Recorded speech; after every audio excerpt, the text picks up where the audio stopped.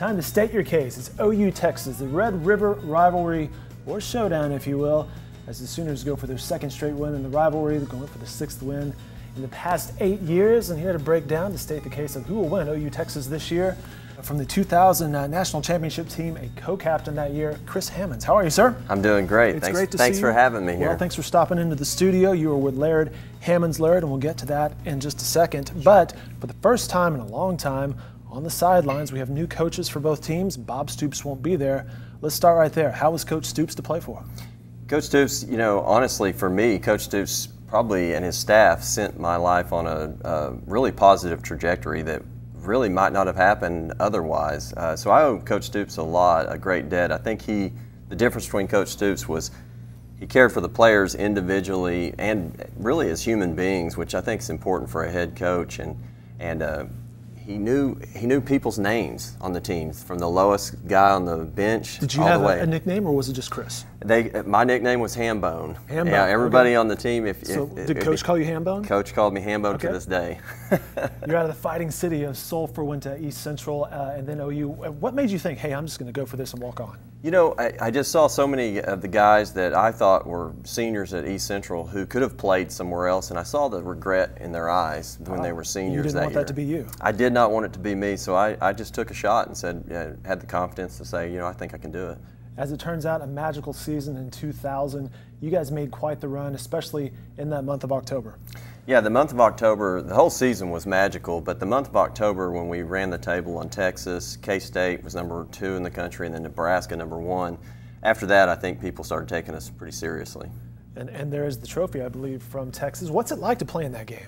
You know, the Texas game, it's a special game every year, but of course the 2000 when we put the 63-14 stomping on them was really special. The offense was great, the defense was great, and Coach let us go to the fair after the game. Very nice. Yeah. Later that year, you're in Miami in 2001, I should say, that season. How was that, playing for the national championship? You know, when you're a kid, I'm at the Orange Bowl, I'm at the coin toss, Denzel Washington, all the captains are there, and it brings back vivid memories when I'm watching the Orange Bowl as a kid with my father, and the locker room before the games is my best memory, is the intensity. There wasn't one person in the locker room, from Coach Stoops to the water boy, that didn't think we were going to win that game. It was really intense. How cool was that to be midfield with a coin flip? It was great. I mean, it's to this day, I can remember it like it was just yesterday. Torrance Marshall talking to Chris Winkie about the Heisman Trophy for Josh, and Denzel Washington just standing there. It was really, really special. All right, so moving ahead to this year, I know you go to the games, watch the games. Overall thought on this year's team? You know, just like we had in 2000 with Josh Heupel, they have Baker. Guy like Baker Mayfield, the team takes on his attitude, takes on his mental thoughts. Defensively and offensively, they set the tone for the team. So that's a really good thing for this team. What is it like to play with Baker? Because you're right, he does have that swagger. He reminds me of Josh. Josh didn't think we were going to lose a game ever when he walked on the field, and you believed him. He's like Josh Heupel, and he's a special player that can by himself take over a game. And your thoughts on the new coach, Lincoln Riley? You know, he's doing a great job so far. All that I need is the endorsement of Coach Stoops. He endorsed him, so you have to have confidence that Coach Stoops felt like turning over his legacy to Coach Riley was a good thing. So he's doing a great job so far. Before we state the case and break down OU Texas for this coming year, a couple things personally for you. You now are a personal injury attorney. What got you into that business as far as wanting to help people? Well, you know, my whole life I've been an underdog, fighting uphill battle, career through OU, everything. I've always been an underdog, and oftentimes we're representing the underdog against big insurance companies, big companies.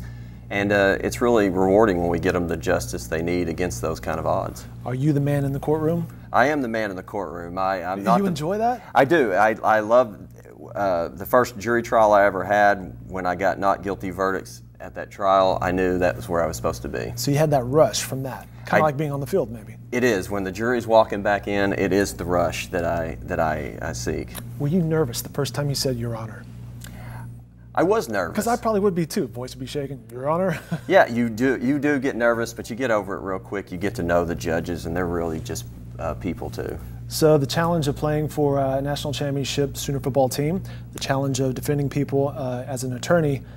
You also challenged yourself recently on CBS's Survivor. Yes, it's been a dream of mine I've been trying to get on for 16 years, and finally made it on the show, and just had really, everybody always says it's the adventure of a lifetime, and it really is. And I made some really special friends, and it was really You stay in touch with some of the cast members? A lot of them. There's a lot of the cast members are going to be at the OU TCU game, where Very nice. they're going to be coming into town, and we're going to have a good time. Are you still friends with some of the contestants who may not have gone your way during the show? Sure. Zeke and Dave both stabbed me in the back, and they'll be here at the TCU game. They're really good friends. Okay, good. And it's a game at the end of the day, and they played it better. Okay, well said. Let's talk about your preparation these days. You still a guy who works out? Yeah, you know, I've kind of moved away from weights, but I do a lot of yoga now. Oh, really? Yeah, I do a lot of yoga and Pilates, which is pretty funny.